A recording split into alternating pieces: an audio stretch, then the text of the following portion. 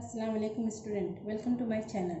तो स्टूडेंट, आज की इस वीडियो में हम 11th क्लास का जो हमारा 11th स्टैंडर्ड अकाउंट का हम चैप्टर नंबर 4 स्टार्ट कर रहे हैं, जर्नल। ठीक है, इसमें क्या क्या चीज़ें हम पढ़ने वाले हैं। इंट्रोडक्शन पढ़ने वाले, what is journal book, characteristic of journal, significance of journal, specimen and explanation of journal, combined journal entry for different transaction through bank, loan and interest on loan, trade discount, cash discount, allowance, transaction of income and expense, transaction of bad debts and bad debt returns, transaction with GST and exercise। तो इतनी सारी चीज़ें हम इस chapter में पढ़ने वाले हैं। तो आइए हम स्टार्ट करते हैं इंट्रोडक्शन से। ठीक है, इंट्रोडक्शन में क्या दिया गया है। Day to day many economic accounting transaction take place in trade, business and industry. To remember economic accounting transaction easily, some businessman record transaction in rough book immediately so that recording of transactions would not be skipped. From this rough book, businessmen write account, while some businessmen, instead of having rough book, write accounts directly from watches. अब business में day to day बहुत सारी economic transaction होती हैं, ठीक है, जिसको record करना ज़रूरी होता है। ठीक है, तो उसको याद रखने के लिए बिजनेसमैन क्या करते हैं, उसे रफ बुक में तुरंत रिकॉर्ड कर लेते हैं, या फिर उसे क्या करते हैं, प्रॉपर जो उनकी बुक होती है उसमें रिकॉर्ड कर लेते हैं, ताकि वो ट्रांजेक्शन भूले ना हो। ठीक है, या फिर वो क्या करते हैं कि डायरेक्टली क्या करते हैं, वो वॉचर के थ्रू अपने जो बुक्स रहती है उनमें रिकॉर्ड कर लेते हैं। ठीक है, और वॉचर्स क्या होते हैं, जो बिल्स होते हैं, ठीक है, रिसिप्ट होती है, वो सारी चीज़ों को वॉचर्स कहा जाता है। ठीक है, according to the principle, according to the principle of dual effect, minimum 2 accounts are associated for each accounting transaction. जो ड्यूअल इफेक्ट क्या कहता है अकाउंटेंसी का, कि कम से कम 2 अकाउंट एसोसिएटेड होते हैं, यानी जुड़े होते हैं। किसी कोई भी ट्रांजेक्शन होगी तो उससे उसके है ना 2 अकाउंट इफेक्ट करते हैं। सपोज आपने कोई गुड्स परचेज किया, ठीक है, तो अब इस पर 2 अकाउंट, एक तो परचेज अकाउंट इफेक्ट होगा, ऊपर से आपके पास कैश जा रहा है, तो वो कैश यानी कोई भी जो हमारी ट्रांजेक्शन होती है उसकी 2 इफेक्ट होती है। ठीक है, after determining the type of such accounts, which account would get benefit और कंसिडरेशन, तो हमें पता चलेगा कि किस अकाउंट को हमें क्या करना है, बेनिफिट है और कौन कंसिडरेशन करेगा। ठीक है, कौन किसको फायदा मिलेगा और कौन पे करेगा। ठीक है, and which account would give benefit और कंसिडर इज डिटरमाइंड, तो उसे हमें पता चलेगा। Applying debit credit rule of account, it is determined that which account will be debited and which account will be credited record transaction. तो किसके through, जब हम अकाउंटिंग रूल जो होता है डेबिट और क्रेडिट वाला, ठीक है, डेबिट क्रेडिट का जो अकाउंटिंग रूल होता है उसके थ्रू हमें पता चलेगा कि कौन सी ट्रांजेक्शन को डेबिट करना है और कौन सी ट्रांजेक्शन को क्रेडिट करना है। ठीक है, a recording process of accounting transaction based on rules of debit and credit in the first book of account is journal.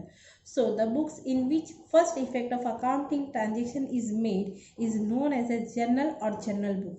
यानी जो पहली बुक होती है जिसके अंदर हम अकाउंटिंग इफेक्ट को क्या करते हैं, रिकॉर्ड करते हैं, उसे क्या कहते हैं, जर्नल कहते हैं, उसे जर्नल बुक कहते हैं। ठीक है, अब यहाँ पे देखिए डिटेल में पढ़ेंगे what is journal book. A journal book is a fundamental book of double entry system. वो क्या है, फंडामेंटल बुक है किसकी, डबल एंट्री सिस्टम। यानी एक बुक होती है, ठीक है, उसमें डेबिट क्रेडिट का जो रूल होता है, यानी फंडामेंटल, यानी जो उसका रूल है, कानून है, उसके हिसाब से हम क्या करते हैं, उसमें रिकॉर्ड करते हैं, तो उसको क्या बोलते हैं, जर्नल बोलते हैं। It is a basic fundamental book on the basis of which the remaining books of accounts are prepared. तो ये कौन सी होती है, बेसिक फंडामेंटल बुक होती है, इसी के बिना पर हम क्या करते हैं, अकाउंट्स प्रिपेयर करते हैं। ठीक है, French word jaw means day, for which the word journal is derived. तो जो फ्रेंच का वर्ड है जर्नल जो है वो कहाँ से बना हुआ है, फ्रेंच वर्ड है जॉर। जॉर मीन्स क्या होता है, डे यानी दिन, meaning of which is daily recording of business transaction. तो जर्नल मीन्स क्या होता है, डेली रिकॉर्डिंग ऑफ, यानी डेली हम रोज रिकॉर्ड करते हैं। English word journal is originally of Latin language, क्योंकि लैटिन लैंग्वेज का वर्ड है ये। ठीक है, the meaning of it is a not और अ डेयरी। इसका मतलब होता है या तो नॉट होता है या फिर डेयरी होता है। ठीक है, डायरी होता है, सॉरी, इसका मीनिंग क्या होता है, नॉट होता है या फिर डायरी होता है। So a journal book is a known as a book of original entries. तो उसमें क्या होती है, ओरिजिनल एंट्री लिखी जाती है बुक्स में। It is a such a book of account where all accounting transaction are recorded in order of date.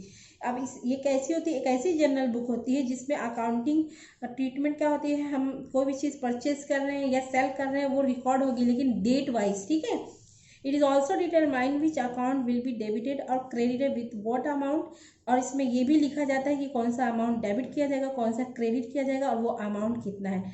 Transactions are first recorded here with the brief explanation. इसमें क्या होता है, एक छोटा सा एक्सप्लेनेशन के साथ ट्रांजेक्शन को हम इसमें रिकॉर्ड करते हैं, ताकि हर किसी देखने वालों को समझ में आ जाए कि ये ट्रांजेक्शन कब हुई है, उसकी डेट क्या थी, उसका अमाउंट क्या है, और वो प्रॉपर वे में क्या करते हैं, रिकॉर्ड करते हैं। ठीक है, अब देखिए पेज 10 कीजिए।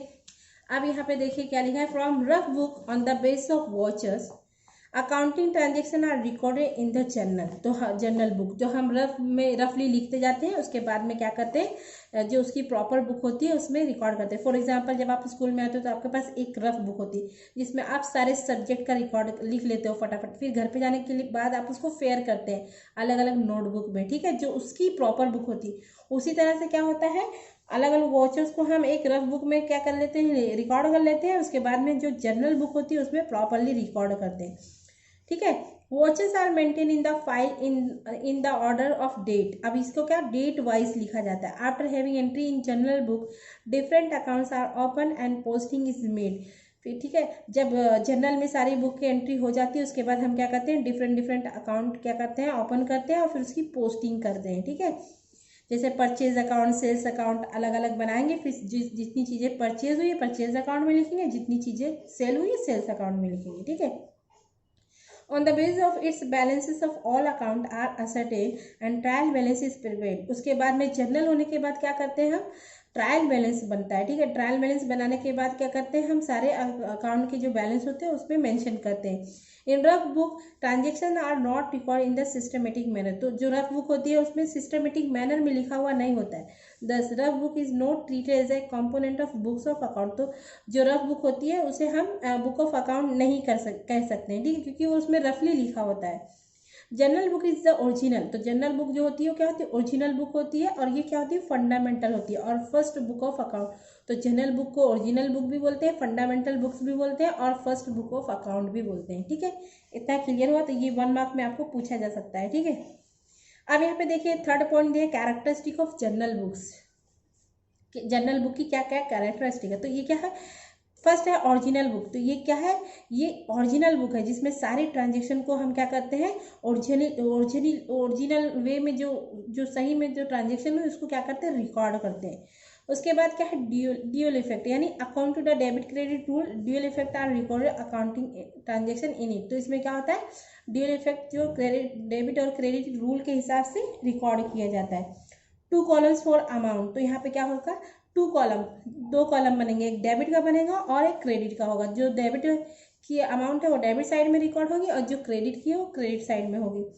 ऑर्डर ऑफ डेट, अब इसको क्या करते हैं, डेट वाइज लिखते हैं। ठीक है, नरेशन, उसके बाद में उसका एक ब्रीफ इंट्रोडक्शन, उस ब्रीफ ट्रांजेक्शन का मेंशन किया जाता है कि ये ट्रांजेक्शन किस की है, मतलब परचेज हुई कि सेल हुई, तो एक नरेशन उसको बोलते हैं, यानी ब्रीफ में लिखा जाता है। ठीक है, अब सिग्निफिकेंस ऑफ जर्नल क्या होती है।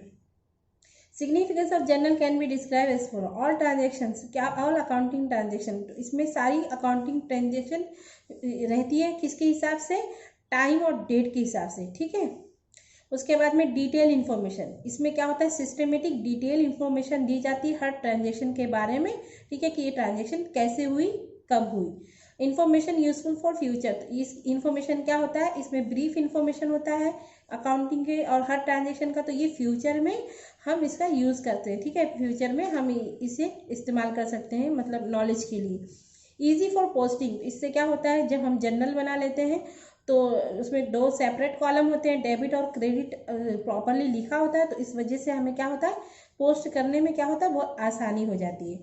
सिस्टमेटिक रिकॉर्डिंग, ठीक है, इसमें क्या होता है, हर ट्रांजेक्शन को सिस्टमेटिक रिकॉर्ड किया जाता है। ठीक है, जनरल बुक का जो रूल है उसके हिसाब से। ठीक है, उसके बाद में एररलेस अकाउंट, इसकी वजह से क्या होता है, जब आप हर चीज़ों को सिस्टमेटिक रिकॉर्ड करेंगे तो इसमें एरर होने के चांस बहुत कम हो जाते हैं, यानी गलतियां बहुत कम हो जाती हैं। ठीक है, तो इसमें हमने यहाँ तक ये पढ़ा। अब देखिए जर्नल जो होता है उसकी स्पेसिमिन कैसी होती है। तो जर्नल ऐसे इस तरह से बनता है, यहाँ पे एक कॉलम रहता है डेट का, पर्टिकुलर का रहता है, यानी जो चीज़ें इसमें लिखी जाती हैं क्या क्या है, जो ट्रांजेक्शन के बारे में लिखा जाता है। एलएफ नंबर होता है, फिर डेबिट होता है और यहाँ पे क्रेडिट होता है। ठीक है, अब इसके बारे में हम डिटेल में जानते हैं कि ये क्या होता है।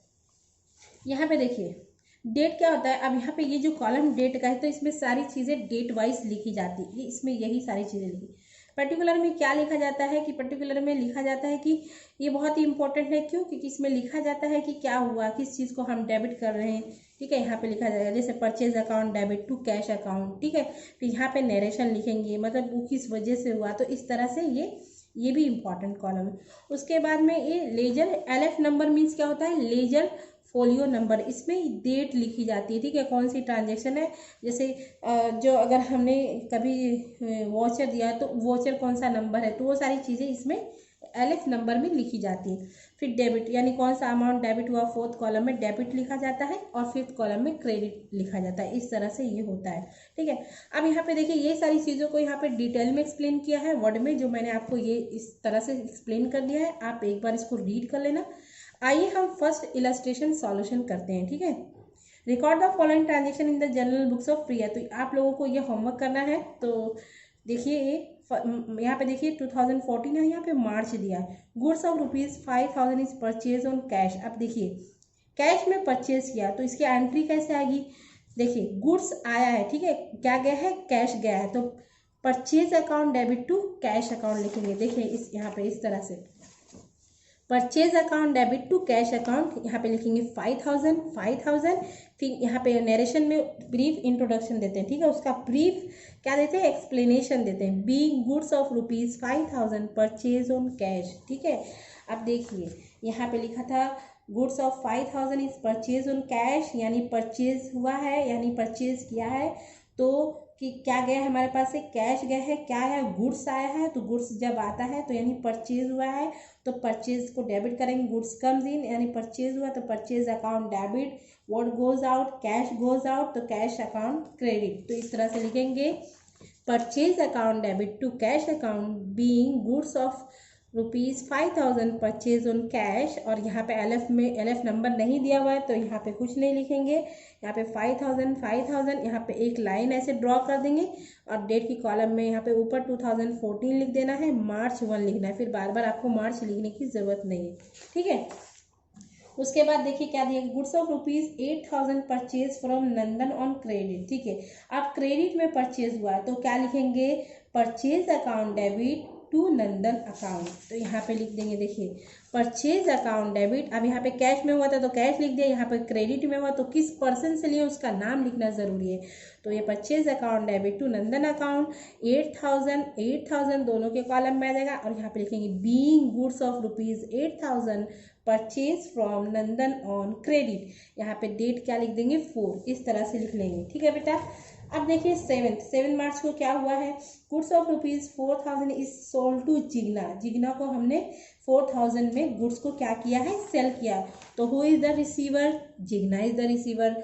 तो हमारा पर्सनल अकाउंट का रूल क्या कहता है, डेबिट द रिसीवर, तो हम जिग्ना क्या है, रिसीवर है, तो जिग्ना अकाउंट डेबिट 4000, क्या गया है, सेल अकाउंट, ठीक है, जो sale account 4000 being goods of ₹4000 sold to Jigna on credit. तो इस तरह से इसका ब्रीफ क्या लिख देंगे, एक्सप्लेनेशन लिख देंगे। उसके बाद देखिए 15 को क्या हुआ है, 12 को कमीशन रिसीव 200, ठीक है, कमीशन कितना मिला है, 200 रुपये का कमीशन मिला है, तो कैसे लिखेंगे, कैश अकाउंट डेबिट, कमीशन कल है मिला है ना, कैश कम्स इन, तो cash account debit to commission account, ठीक है, 200 being commission of ₹200 is received, तो ये कमीशन अकाउंट इफेक्ट हो जाएगा, ठीक है, तो इस तरह से ये होगा। 15 देखिए वेजेस एक्सपेंसेस पे, ठीक है, हमने पे किया है, ठीक है, एक्सपेंस है, तो क्या लिखेंगे, हमारे पास से क्या चला गया, wages account debit to cash account, ठीक है, क्या गया हमारे पास, कैश गोज आउट, ठीक है, किसकी वजह से हुआ है, वेजेस, ठीक है, ये क्या है, एक्सपेंस है, ठीक है, एक्सपेंस को हम क्या करते हैं, डेबिट करते हैं, तो wages account debit to cash account, क्या चला गया हमारे पास से, कैश चला गया, तो यहाँ पे लिखेंगे being wages of ₹150 is paid, ठीक है बेटा।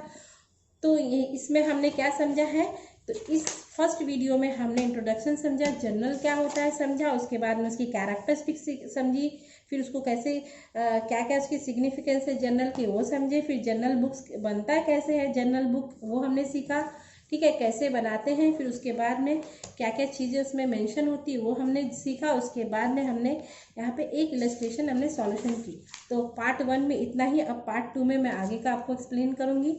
तो ये फर्स्ट इलस्ट्रेशन है, आप इसे ज़रूर से अपनी नोटबुक में लिख लीजिएगा।